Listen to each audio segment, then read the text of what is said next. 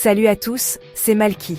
Aujourd'hui, on va parler du Maroc, longtemps vu comme une destination touristique, mais qui s'impose désormais comme un acteur stratégique entre l'Afrique, l'Europe et le Moyen-Orient. Derrière les clichés, le Maroc a tissé une toile d'alliance et s'est hissé au centre d'un jeu géopolitique mondial. Des États-Unis à l'Union européenne, en passant par Israël et l'Afrique, tout le monde veut s'allier avec Rabat. Cette montée en puissance n'est pas un hasard, c'est le fruit d'une vision à long terme, d'une diplomatie active et d'investissements ciblés. Alors, pourquoi le Maroc est-il devenu cet allié si précieux? Qu'a-t-il à offrir que les autres n'ont pas? On va décrypter ensemble les clés de cette transformation, des alliances militaires aux partenariats économiques. Restez jusqu'à la fin pour comprendre comment le Maroc redessine les équilibres de pouvoir en Afrique et en Méditerranée. Pour comprendre l'attractivité du Maroc, il faut d'abord parler de sa stabilité, rare dans une région souvent secouée. La monarchie assure une continuité du pouvoir et une vision à long terme, ce qui rassure investisseurs et partenaires. Sa géographie est un atout majeur. Seul pays africain à la fois sur l'Atlantique et la Méditerranée, il contrôle des flux commerciaux essentiels via le détroit de Gibraltar. Le port de Tanger Med, devenu le plus grand de Méditerranée, illustre cette ambition logistique mondiale. Côté diplomatie, le Maroc joue la carte de la diversification, allié des États-Unis, partenaire de l'UE, nouvel ami d'Israël, leader en Afrique. Cette stratégie d'alliance croisée maximise ses options et lui permet de jouer les médiateurs. Le roi Mohamed VI pilote personnellement cette ouverture, multipliant les visites et les accords. Résultat, le Maroc n'est jamais isolé, il peut s'appuyer sur un partenaire pour compenser une tension avec un autre. Cette agilité diplomatique lui donne une grande marge de manœuvre. En résumé, stabilité, position géographique et diplomatie pragmatique font du Maroc un pivot régional. Les grandes puissances cherchent à profiter de cette position centrale. Le Maroc n'est plus un simple acteur régional, mais un point d'équilibre indispensable. C'est ce statut de pivot qui attire aujourd'hui l'attention du monde. Et c'est sur cette base que le Maroc construit ses alliances. Voyons comment cela se traduit concrètement avec ses principaux partenaires. L'alliance maroco-américaine est l'une des plus anciennes au monde, mais elle a pris une dimension stratégique ces 20 dernières années. Le Maroc, allié majeur hors OTAN, bénéficie d'une coopération militaire poussée. Chars Abrams, F-16, drones, et surtout, des exercices conjoints comme African Lion. Cette collaboration va au-delà du matériel, partage de doctrines, entraînement et échange de renseignements. Les services marocains sont réputés pour leur efficacité, notamment contre le terrorisme au Sahel. Pour Washington, le Maroc est un point d'appui pour surveiller la Méditerranée, l'Atlantique et le Sahel. Pour Rabat, c'est une garantie de sécurité et un ancrage dans le camp occidental. Cette alliance rassure aussi les investisseurs internationaux, qui voient le Maroc comme un pays stable. Le point d'orgue, la reconnaissance américaine de la souveraineté marocaine sur le Sahara occidental en 2020. En échange, le Maroc a normalisé ses relations avec Israël, ouvrant un nouveau chapitre diplomatique. Les intérêts des deux pays sont désormais étroitement liés. Cette alliance militaire et sécuritaire est un pilier de la stratégie marocaine.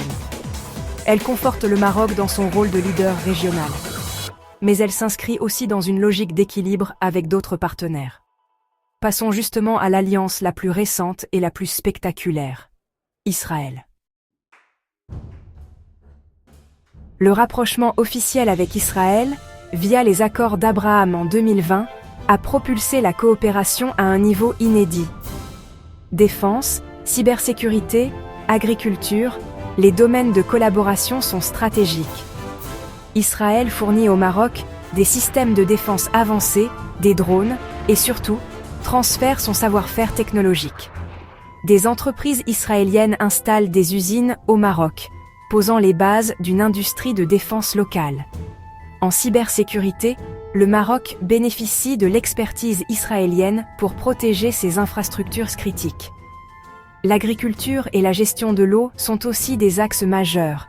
Israël partage ses technologies d'irrigation et de dessalement, vitales pour un pays semi-aride. Les technologies duales, civiles et militaires accélèrent la modernisation marocaine. Pour Israël, le Maroc est une porte d'entrée vers l'Afrique. Pour le Maroc, c'est un accélérateur de développement et d'autonomie stratégique. Cette alliance, parfois critiquée, est vue comme un pari pragmatique sur l'avenir. Elle permet au Maroc de franchir un cap technologique. Et elle renforce sa position de hub régional. Ce partenariat s'ajoute à une relation économique incontournable, celle avec l'Union européenne. Voyons pourquoi l'Europe reste le premier partenaire du Royaume, et comment ce lien façonne l'avenir du Maroc. L'Union européenne est le premier partenaire économique du Maroc. Plus de 60% de ses échanges s'y font. Des milliers d'entreprises européennes sont implantées au Maroc, attirées par la stabilité et la proximité. Les accords d'association facilitent le commerce, notamment pour l'agriculture et le textile. Mais la relation évolue. L'énergie verte devient un axe central. Le Maroc investit massivement dans le solaire et l'éolien. L'Europe y voit un futur fournisseur d'électricité et d'hydrogène vert. Des projets de câbles sous-marins sont à l'étude pour relier directement les deux rives. Autre enjeu, la gestion des migrations. Le Maroc joue le rôle de gendarme des frontières sud de l'Europe. Bruxelles finance Rabat pour renforcer la surveillance et lutter contre les réseaux de passeurs. Cette position donne au Maroc un levier diplomatique puissant, notamment sur la question du Sahara occidental. La coopération sécuritaire est aussi très forte, notamment contre le terrorisme et le crime organisé. Le Maroc agit comme un tampon stratégique entre une Europe stable et un Sahel en crise. Cette interdépendance est vitale pour les deux parties. Le Maroc n'est plus seulement un voisin, mais un partenaire stratégique pour la stabilité européenne. Ce partenariat économique et sécuritaire est un pilier de la stratégie marocaine. Mais le Royaume regarde aussi vers le sud, avec une ambition africaine affirmée. Depuis les années 2000, le Maroc a opéré un retour spectaculaire en Afrique. Le roi Mohamed VI a multiplié les visites et les accords, misant sur la diplomatie économique. Les banques, télécoms et entreprises marocaines sont désormais présentes dans plus de 20 pays africains. Le Maroc est le deuxième investisseur africain sur le continent, juste derrière l'Afrique du Sud. Cette présence économique crée des liens de dépendance et renforce son influence. Le projet de gazoduc Nigeria-Maroc illustre cette ambition. Relier l'Afrique de l'Ouest à l'Europe via le Maroc.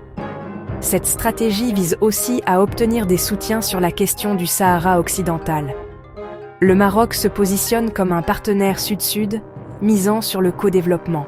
Il combine puissance économique et soft power religieux, formant des imams venus de toute l'Afrique.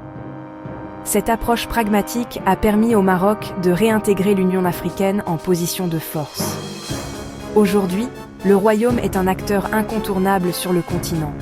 Il rivalise avec les grandes puissances africaines et internationales. Le Maroc a transformé ses défis en atouts et s'est imposé comme une puissance d'équilibre. Sa force, c'est d'être un point de connexion entre l'Afrique, l'Europe, le Moyen-Orient et l'Occident. Cette position centrale repose sur 4 piliers: l'alliance américaine, le partenariat technologique avec Israël, l'ancrage économique européen et le leadership africain. Mais cet équilibre reste fragile face aux rivalités régionales et aux défis globaux. L'avenir du Maroc dépendra de sa capacité à maintenir cette agilité diplomatique. Dites-moi en commentaire, selon vous, quelle alliance est la plus stratégique pour l'avenir du Maroc? Abonnez-vous pour ne rien manquer et à très vite pour une nouvelle vidéo.